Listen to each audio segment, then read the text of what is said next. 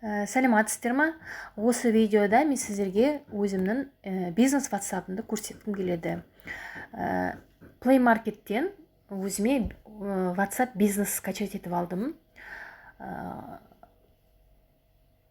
Ол үшін манағы Play Market-ке скачивать еткенде өзіңіздің старый WhatsApp-ты автоматически осы бизнес WhatsApp-қа ауыстырып алуға болады. Оның разницасы қандай? Инструменты для бизнеса бар ішінде. То есть сіздерге адам хабарласқан уақытта, егерде 15 күн сізге хабарласпай жатқан адам или новыйдан сізге хабарласып жатқан адамға автоматически приветствие установить етуге болады. То есть өзіңіз білесіз қай тілде жазғыңыз келеді. Мен осындай өзіме приветствие жазып қойдым. Адам хабарласқан уақытта: привет, спасибо за обращение, как только освобожусь, напишу, отправить новый заказ деп орысша жаздым. Сосын қазақша түрінде: сәлем, хабарласып отырғанына рахмет, сәл болсағасын хабарласамын, жаңа каталог жіберейін ба деп сұрақ беремін.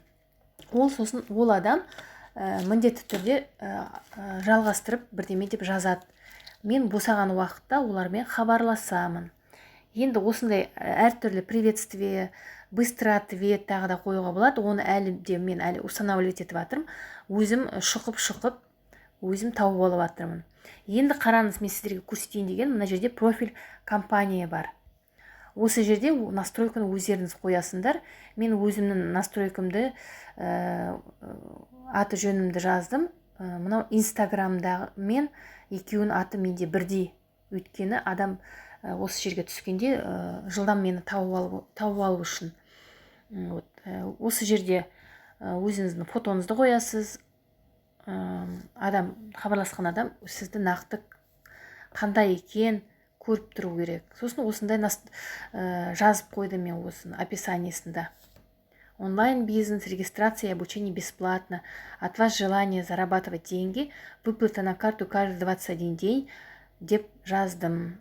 Сосын осы жерге мен моя история успеха деп ссылканы жазып едім, но ссылка активны болмағасын алып тастадым.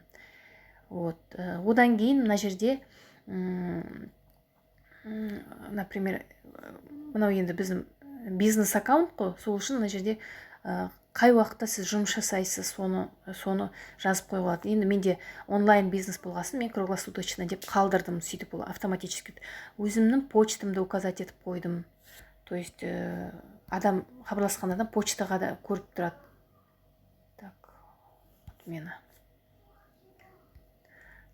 Сосын мына жерде ссылканы, өзімнің ссылкамды да қойдым. Енді немен осы қызық?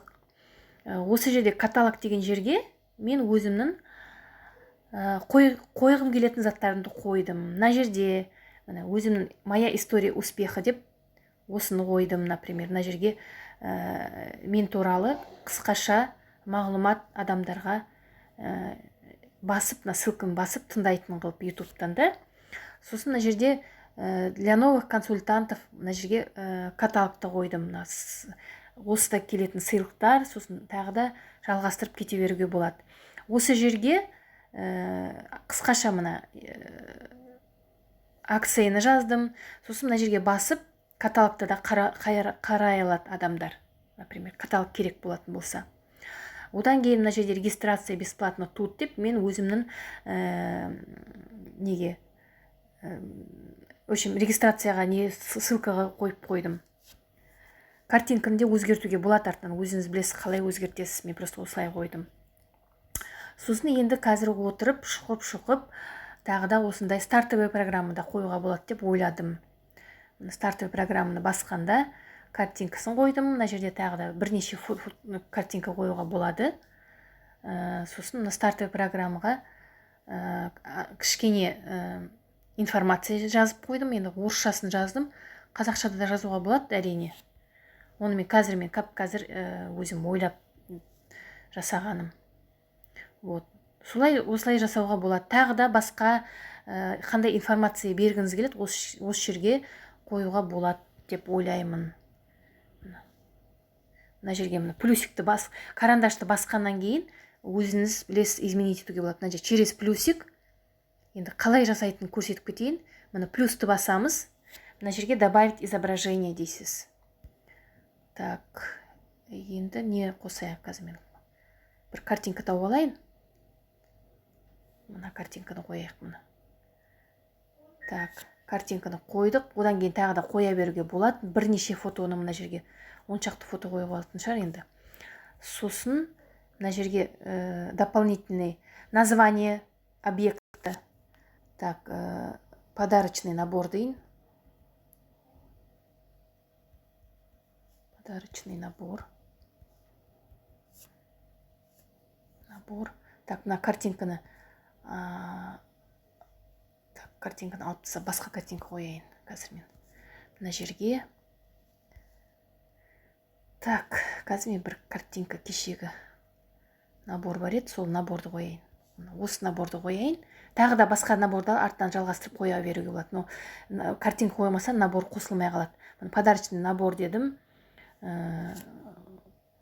6800 деп приблизительно жазып қояйық. Сосын мына жерде дополнительные деп жазғаннан кейін описаниеға мына жерге тағы да жазуға болады. Так. Доставка не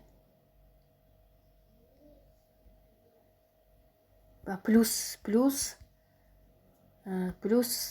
цена